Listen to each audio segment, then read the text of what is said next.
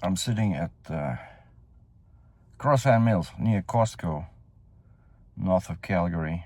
Just made $8, yes, with Lyft. Took a super nice girl. I'm guessing she was going to work. But Costco seems to be open, I don't know. But today's video is about something else, basically. It's a funny story. Never happened to me before. So you know, right, I'm renting my Durango, right? So let's call a spade a spade. It's two-row, as probably everybody knows already. And I already had 10 trips since I bought the car in October. I have 5-star reviews. Everybody likes the car.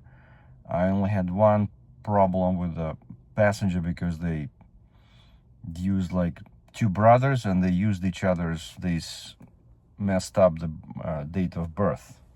And like the date of birth is one number, but then they send a picture of the driver's license and they don't match. And so I said, they don't match. And right away, two-row canceled, you know.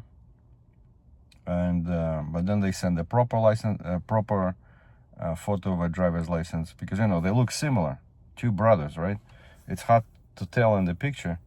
So it was suspicious, but then they send a proper picture of the license and they rebooked the vehicle. Everything was fine. No, you know, no damage, nothing. And then yesterday, a guy was coming at 9. And so just like normal, you know, so yesterday was Friday, right? So Thursday, I took the car, Durango, to the Coin Car Wash, spent like $25 on cleaning it outside, you know, did the floor mats. And then I decided I'm gonna do the interior on Friday, you know, after work. And so Friday I worked all day. It was super hot. I was very tired. I came home and I decided to go and grab some Vietnamese pho noodle soup. And so I was tired, and then I had a full meal, right? And I cleaned up the car, did some vacuum as well, because I found lots of small pieces, you know, like in the seats, like where the seams are in the seats. There's, for some reason, I don't know, people eat stuff or something, but there's some kind of like crumbles in there, and it's hard to get them out just with a cloth, you know, or with that big vacuum I use at the Coin Car Wash. And so I use my own little vacuum, because it has a super narrow nozzle.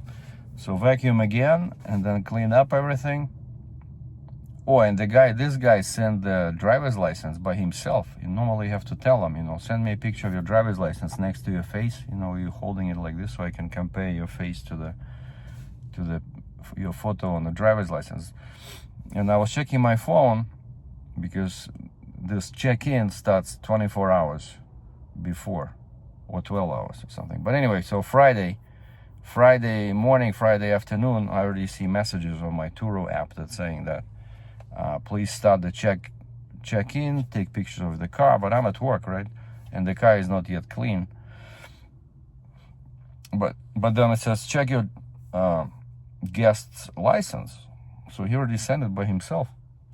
Okay, I checked, everything matches. The date of birth, license is not expired. It's a proper, he was from Ontario. No, wait, this guy actually was local, from Calgary. I don't know why he was renting a vehicle. Same name, you know, name is correct, date of birth is correct, the vehicle license is proper and not expired. Boom, confirmed. And then I cleaned out the car after work, right? And took a bunch of pictures outside, inside, to make sure that if there's a damage after, it's properly documented. And everything is ready.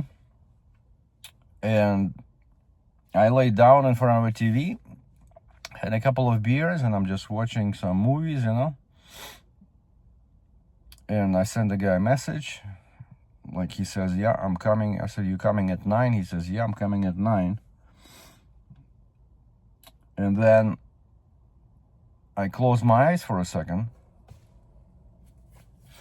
and I opened them, and something is wrong. It's dark outside. Like, what the heck? my TV is on a clock, timeout, where you pause your TV, and then my TV, if I pause it, then I see a clock, and it's some kind of like a stardust, right? Basically, meaning that you pause the TV for too long. And so it's dark outside. I look at my phone. It's 2 in the morning. I'm like, holy moly! I fell asleep. I grabbed the phone, and there's a bunch of frantic messages. Oh, and I sent him my number. I said, if you cannot reach me through the app, here's my phone number. You can just text me or call me. And I see there's like 5 missed calls. I'm like, what the heck? I check, and it turns out the volume was all the way down for the ringer.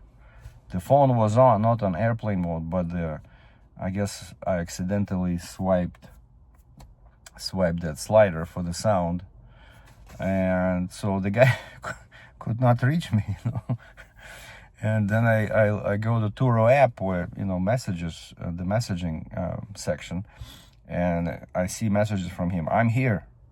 Where are you? I cannot find you.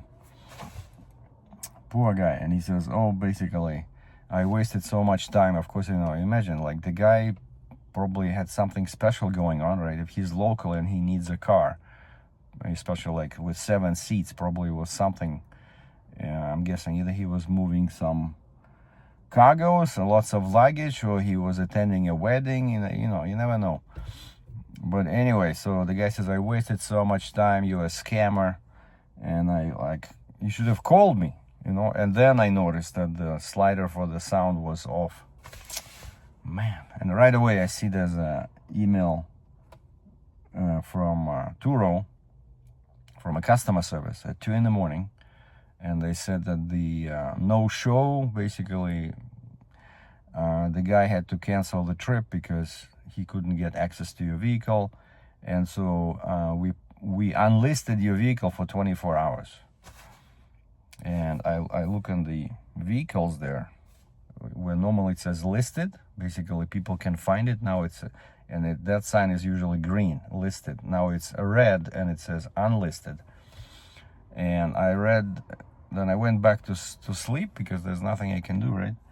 It's already middle of the night. And in the morning, I read that email more carefully, and it says, please respond to this email within 24 hours, or basically we will, they can cancel your account, and you won't be able to get any guests, they call them, right?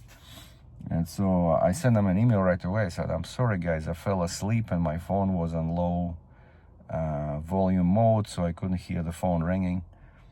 Never happened to me before, so man. So poor guy, he'll probably now leave me a very bad review. But actually, wait a second. How can you leave a review if there's no trip, right? Normally, when there's a trip, then you can leave a review. But if there's no trip got canceled, I don't think he can leave me a review. But I mean, it was honest mistake. Like, he's calling me a scammer. Like, I spent time and money cleaning the car for him. Oh, and the last thing I did, of course, I printed out the contract, right? The rental contract. So everything was ready. I prepared the key. The key was right there on the table next to my bed. I'm thinking, okay, I'll just close my eyes for a second. So what I should have done was, I should have, set up the alarm, because I knew I was tired. It was, already past 8, getting dark outside. I should have set up the alarm for like 8:45.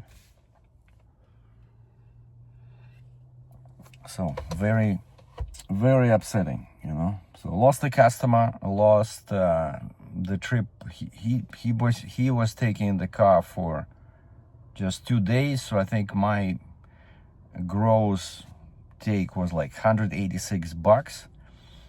So I lost that. But also Turo charged me $25. That's what they charge for cancellation. And they say if you do it again, then there'll be like a $150 fine, and they can delist the vehicle like forever. So yeah, they're real serious about this. And of course, imagine, like, if you're dealing with Hertz or Dollar or whatever, like regular rental company. So you book a vehicle, you show up there, and everything is locked. Nobody's home. Of course he would be upset, right? I would be upset if I rented a car. I go to the place and all the doors are locked and I could see my vehicle inside because my Dodge Durango was outside, right?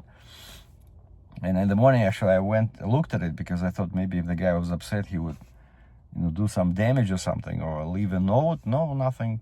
No damage, no scratches, no notes.